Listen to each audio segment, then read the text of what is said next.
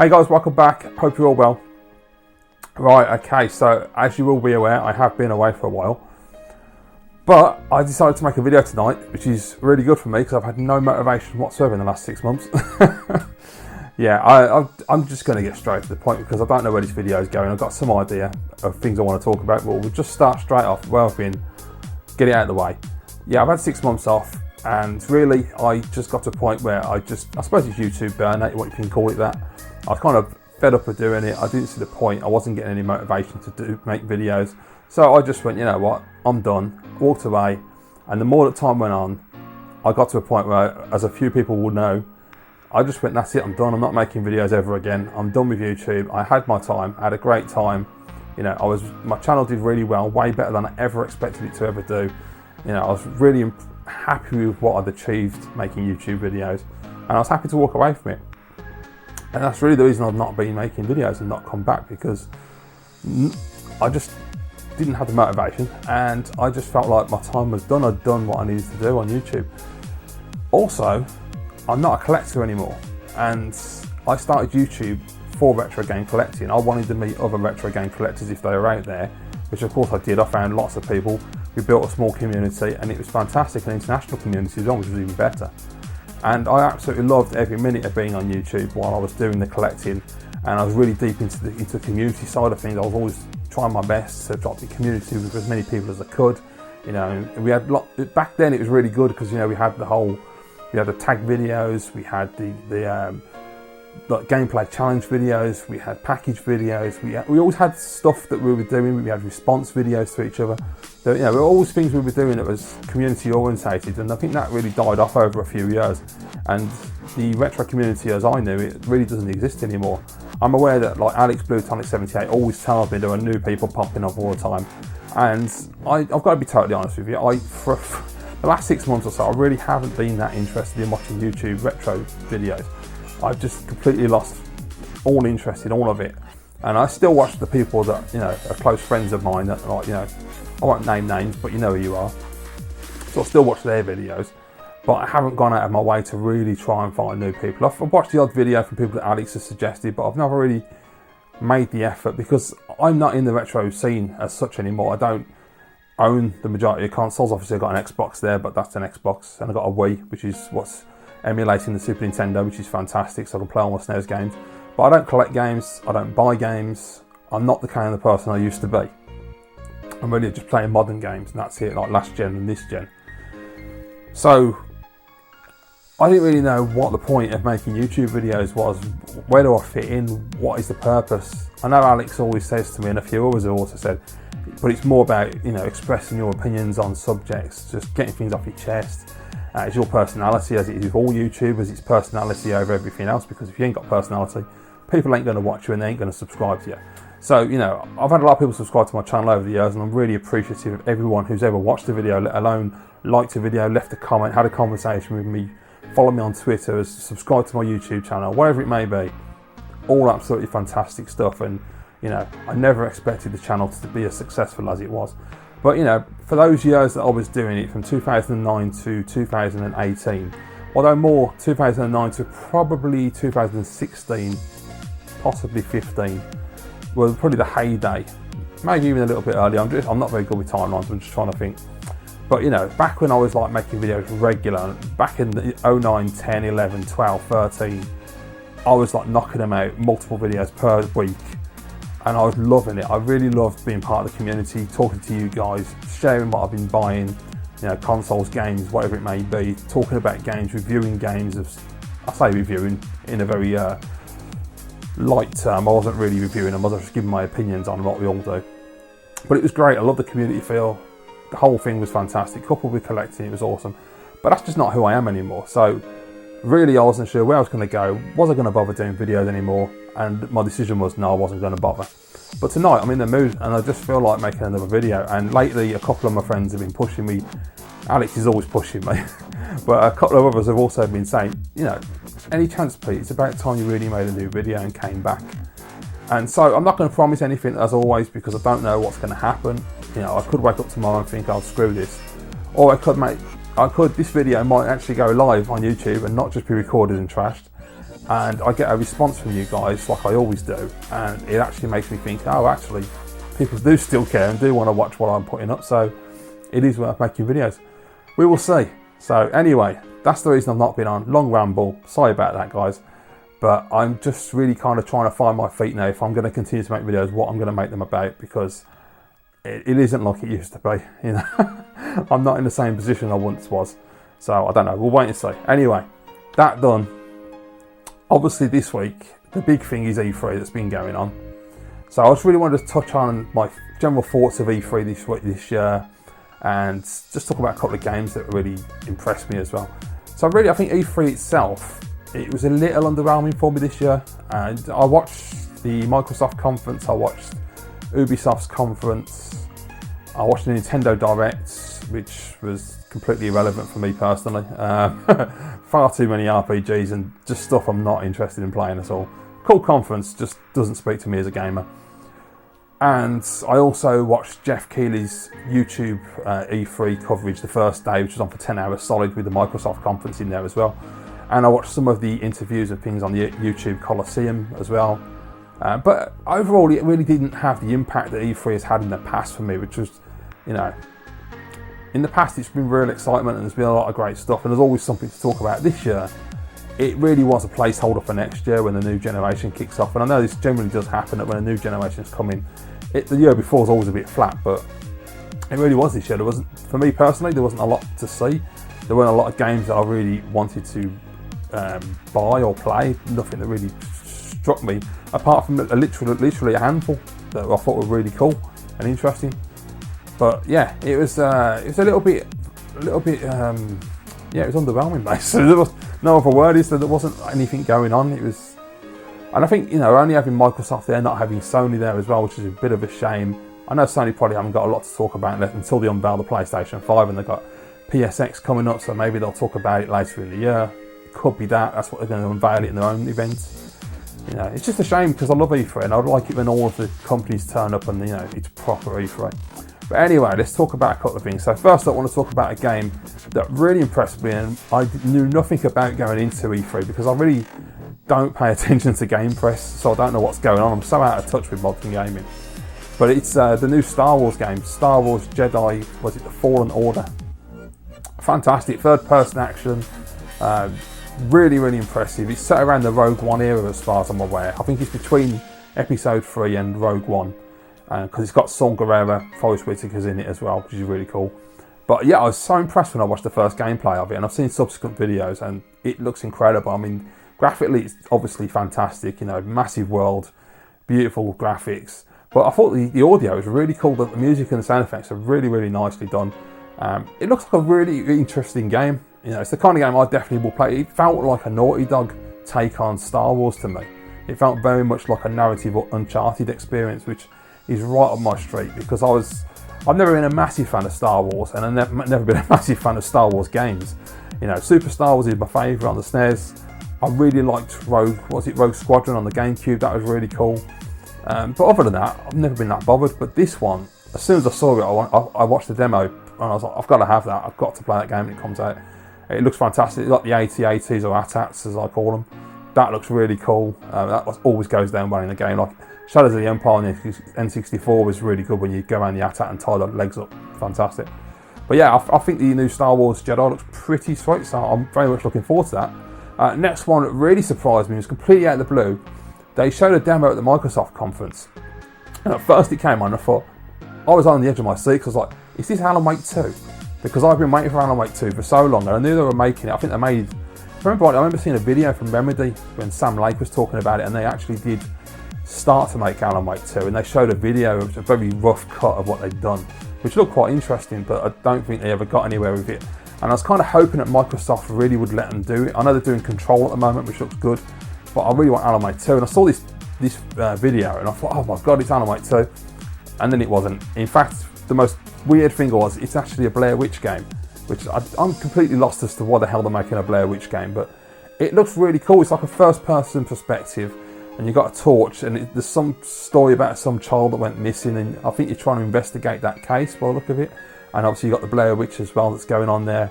And they got the same things as like the film with the kid in the corner, which was really cool, which is what gave it away at the end of the trailer. I thought, oh, it's Blair Witch. But yeah, I really like the look of that, actually. I think that's quite cool. I'm not a big fan of playing horror games, because, you know, I don't want to play them because they kind of scare the shit out of me. But I do think that this one looks actually pretty decent. So yeah, I'm going to give that a go when it comes out. Why not? I don't know if it's physical or digital though, but it looks really good. And other than that, what else did we have? There was one other as well. Hang on, I'm trying to think. There's Star Wars, there's Blair Witch. There's one I'm going to talk about in a minute, which is the important one. Oh yeah, that was, of course. And the game that really caught my attention before I get to the big part is Watch Dogs Legion. Now, I'm a massive fan of the first Watch Dogs game. I've played it many times. In fact, I played through it again a couple of weeks ago. And it's just brilliant. I love that game. I understand why some people don't like it, you know, because the story is not great and people don't like the characters too much. I personally, the more I've played it, the more I've enjoyed it, and the more I've gotten to like, what's his name? Aiden. Oh shit, forgetting his name. Anyway, whatever the lead character's called. And I like, you know, like Joey. Is it Geordie? Oh, Joey. Geordie, his mate who doesn't really do a lot, and unfortunately he's got sidelined. Should have had more of a story part. Rob Zombie's in it as well, which is really cool. But I really enjoyed the first Watch Dogs because for me it was about the gunplay. I felt that the gunplay was exceptionally well done in that game. Some of the best I've ever had actually on any game. It just feels really intense when you're under attack as well, when the cars come at you and you have to jump out your car, take cover, and there's just, the AI is that good, they're just trying to flank you all the time and take you down. And you feel under pressure to get the right weapon and to defend yourself. It's brilliant. I absolutely love Watch Dogs. But unfortunately Watch Dogs 2 I thought was crap. I've tried playing it a few times, I can't get into it. It's just too heavy on the hacking side, not enough on the gunplay for me. So it's not the right balance. I didn't find the story particularly interesting either, and the San Francisco setting didn't do it for me. But Watch Dogs Legion, that looks really cool. It looks really fun and really over the top as well, which I like.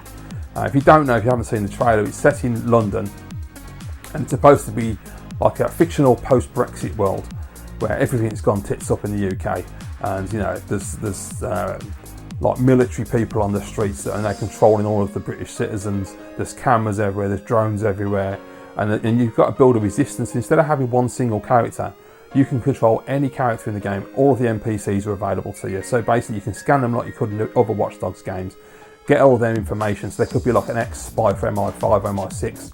They could be an old granny, they could be a lawyer, they could be a man off an estate, they could be a brawler, a football thug, there could be anyone at all you can think of.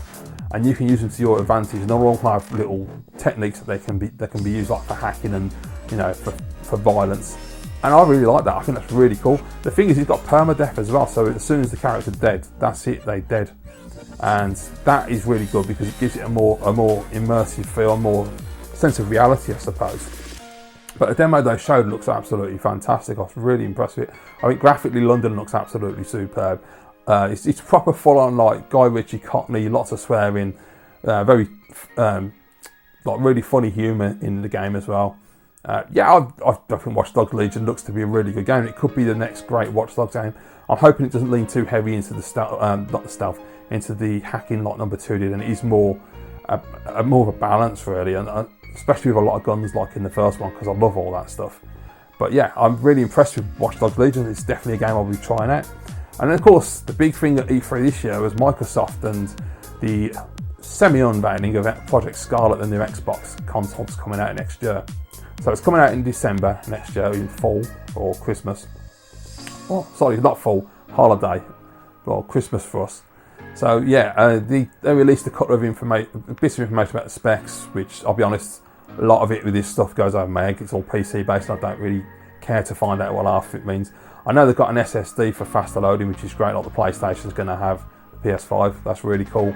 They talked about the memory, was it DDR6 I think they were using, I can't remember how many gigs. And what else was there? It does ray tracing as well, like the PlayStation.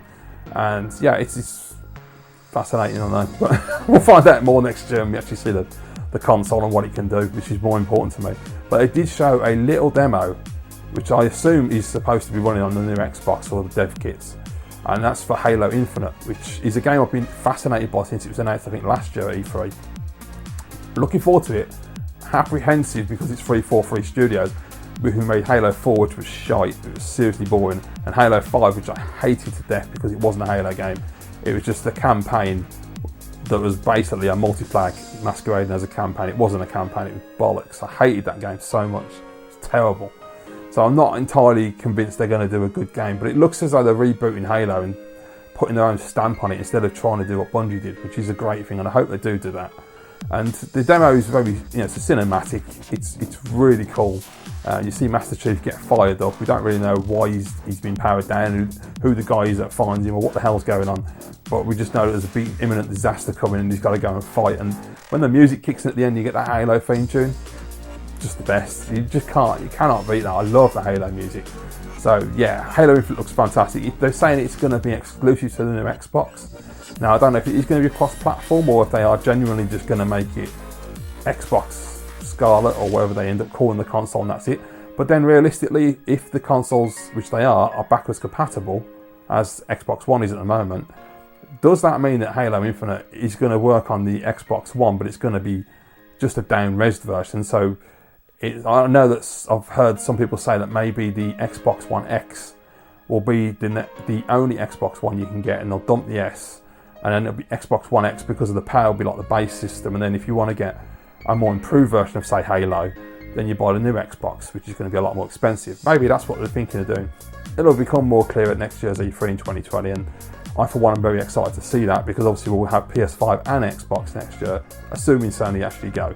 I mean, they could, as I say, they could just do a PSX this year and unveil the PS5, leapfrog Microsoft by a couple of months and get out in front. We don't know.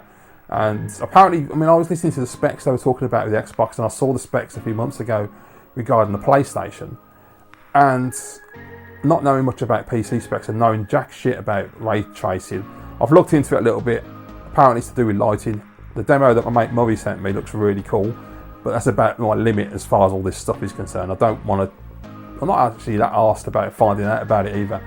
If I was interested enough, I'd go and learn, but I just want to see the games. I don't really care about what's under the hood, to be quite honest with you.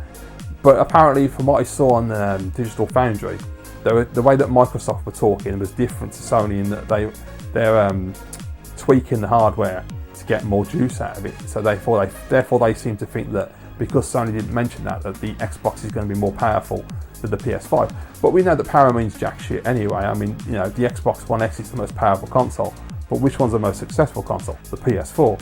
Now, of course, you can argue that that's down to Xbox cocking it up in 2013 with the Kinect and the sports and all that other shit that they did that annoyed everyone, plus a lot of other stuff they did which they went back on. And of course, their price point was too high. They've had absolutely sod all exclusives. I mean, there's a couple of good ones like Sunset Overdrive and Rise, Son of Rome. Fair enough, and obviously the Forza games for people that like them, not my kind of games. But realistically, Microsoft have really fallen down the exclusive this generation, and Sony have just crushed them basically. They had a cheaper console, they have way better exclusives, and there's just no reason to buy an Xbox One really, I don't feel. Gears of War 4, by the way, is fantastic, but you ain't going to buy a console for one game, at least I wouldn't. I would have in the past, but not now.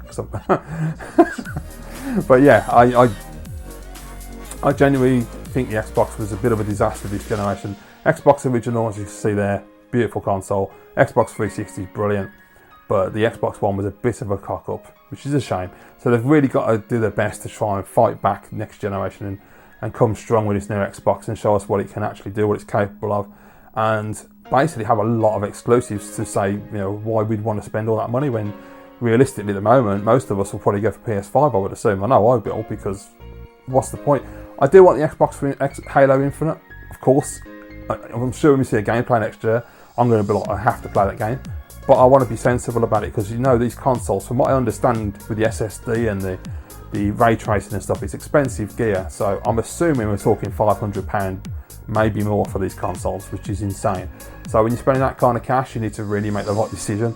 And I don't want to mess up, because this generation I've had Xbox One, I've had the PS4 multiple times, and I don't want to make that mistake again. I want to pick the right console next time. But we shall see in 2020, won't we? We'll see what happens. One other thing I want to talk about, something coming out next year in 2020, new console, which I found out about a month or two ago now. I'm way behind the curve. But I was watching Re-Red's Hot Take, and they were talking about it, and it was the Intellivision Amico, Now, I don't know if any of you guys have heard it. I'm sure a lot of you will have heard of this. It's another one of these new systems that they're bringing out, and basically, from what I can gather, because there isn't a whole lot of information available at the moment, but the Intellivision Amico is basically a new system that is aiming for the sort of audience that the Wii went for, but with quality control, so they don't just release any old crap on it. And best thing to do is watch the trailer and see what you think for yourself.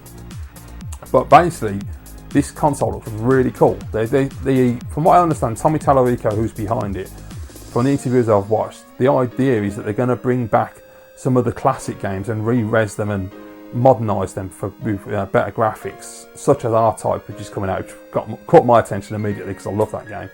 So that would be really cool. They're looking at a variety, as I say, because I want to hit like the Wii did and get everybody. The idea is to bring back families and to have couch co-op, as they call it. Basically sitting around the TV with your friends and family and playing together instead of online multiplayer, which is a brilliant idea.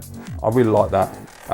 They're also going to be doing a variety game. They're going to be doing old retro style games for us. They're going to be doing beat 'em ups, shoot 'em ups, platformers, etc. Bringing back some of the classic games and remastering them and modernising them for us. They're also going to be doing like the Wii did with the sports and the motion.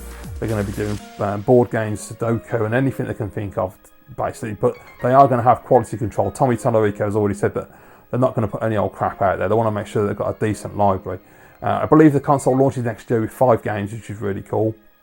The games are going to be digital for the time being, but they are looking to make physical releases going forward. And I think, if I remember correctly, he said in the interview with Re-Res that the idea would be if a game becomes popular enough, they would put it out as a physical release, because obviously it's expensive to do this, which I think is really cool. It'd be a really nice idea. And so it's just one of those, we've had many of these systems coming out now, but this one actually seems like it could be something special. We'll wait and see when we actually finally get to see some gameplay, and the controllers are very strange as well, so I want to see how they work as well, because they're really odd looking things. They're like massive VMUs basically, if you remember them from the Dreamcast.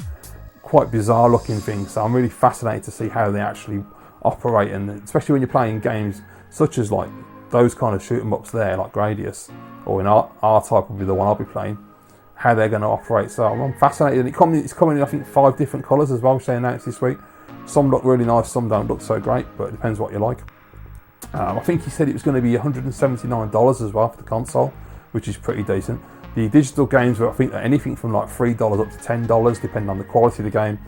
And I can't remember, I'm not entirely certain on this, but I think he said if they do physical releases, you're going to be talking about $20. So it sounds like a really good concept.